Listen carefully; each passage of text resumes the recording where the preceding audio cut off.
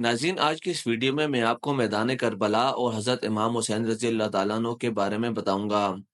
حسین ابن علی، امام حسین محمد صلی اللہ علیہ وآلہ وسلم کے چھوٹے نواسے اور علی بن ابی طالب و فاطمہ زہرا کے چھوٹے بیٹے تھے۔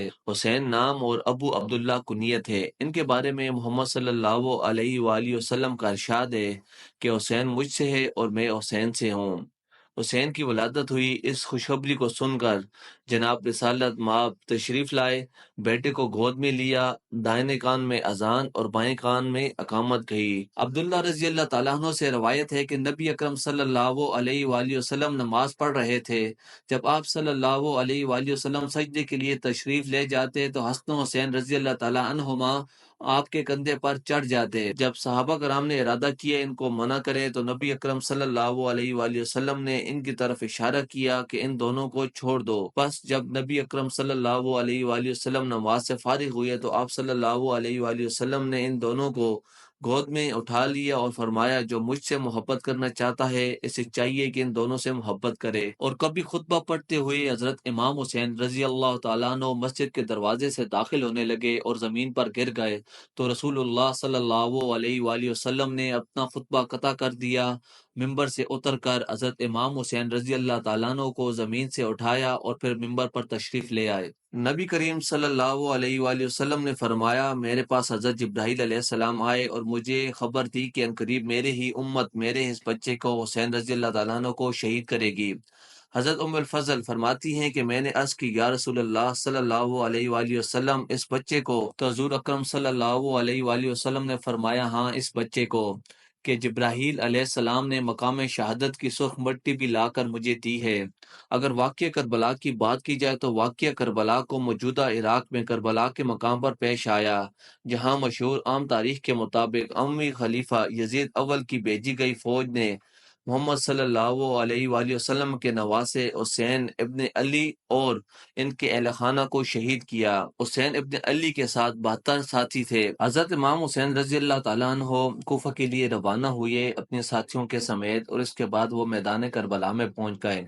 میدان کربلا میں صبح کی اذان کے لیے شہزادہ علی اکبر کی صدائیں توحید و رسالت بلند ہوئی۔ آپ کے جانثار جماعت نے اپنے امام برحق کے پیچھے فجر کی نماز ادا کی۔ نماز کے بعد حضرت امام حسین رضی اللہ تعالیٰ عنہ نے ایک بار پھر اپنے ساتھیوں سے فرمایا کہ آپ لوگوں نے جس خلوص اور عقیدت سے اس وقت تک میرا ساتھ دیا، میں اس کا شکر گزار ہوں، مگر میں آپ کو پھر بھی اجازت دیتا ہوں کہ مجھے اللہ کے آسرے پر چھوڑ کر چلے جاؤ، اس لیے کہ میں نہیں چاہتا کہ میری وجہ سے آپ لوگ موت کے منہ میں چلے جائیں، آپ کی بیویاں بیوہ ہو جائیں، آپ کے بچے یتیم ہو جائیں۔ مگر اس آخری وقت بھی، جس وقت کے لشکر یزید جنگ کے لیے للکار رہا تھا اور ہر ایک کو اپنی موت نظر آ رہی تھی اور 3 دن سے بھوکے اور پیاسے تھے، تمام نے متفقہ طور پر جواب دیا کہ یا حسین رضی اللہ تعالیٰ عنہ، ہم بھی مسلمان ہیں اور ہم بھی آپ کے نانا مصطفیٰ صلی اللہ علیہ وآلہ وسلم کی شفاعت کے امیدوار ہیں، اور ہم بھی ایک فاسق و فاجر کی بیعت نہیں کریں گے۔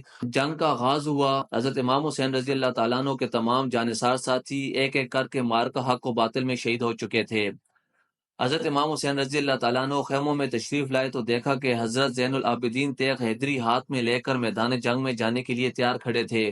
بخار سے جلس رہے تھے، مگر نانا پاک کی آن پر جان دینے کے شوق میں باپ سے اجازت طلب کر رہے تھے۔ باپ نے اپنے بیمار بیٹے کو سہارا دیا اور فرمایا، بیٹا تم جانتے ہو کہ آج اس میدان کربلا میں ہمارے لیے موت کے سوا اور کچھ بھی نہیں۔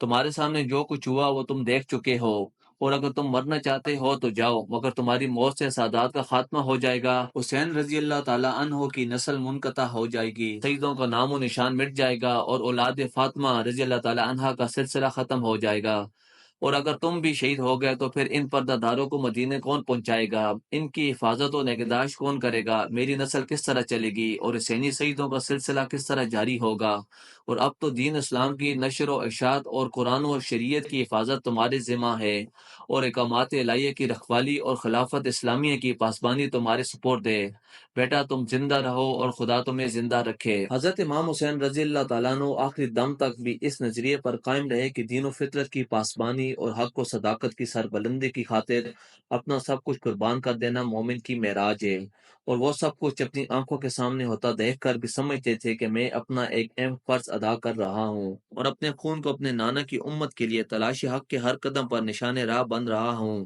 دشمنوں کا گہرا تنگ ہوتا گیا اور حضرت امام حسین رضی اللہ تعالیٰ عنہ کی شہادت کا وقت قریب آتا گیا، مگر لشکر یزید کے اس خطرناک گھیرے میں سیدہ کا لال پوری عزم و استقلال اور ثابت قدمی سے ڈٹا ہوا تھا، اور آپ کی تلوار جدھر بھی گرتی صفوں کی صفیں الٹ دیتی۔ آخر کار کھولی نے ایک تیر چلایا جو امام پاک کی پیشانی پر لگا، اس پیشانی پر جو نبی کریم صلی اللہ علیہ وآلہ وسلم کی بوسہ گاہ تھی اور جس کو فاطمہ رضی اللہ تعالی عنہا بوسے دیا کرتی تھی۔ آپ کو چکر آیا۔ عمرو بن سعد نے سمجھا کہ زخم کاری ہے، دوڑ کر سامنے آیا۔ آپ نے عمرو بن سعد کو سامنے آتے دیکھا تو ڈانٹ کر فرمایا، دور ہو جا میری آنکھوں سے۔ وہ بدبخت پیچھے ہٹا اور شمر سے کہا کہ دیکھتے کیا ہو، اب وقت آیا ہے، ہمت کرو اور اپنے دستے کو لے کر ٹوٹ پڑو۔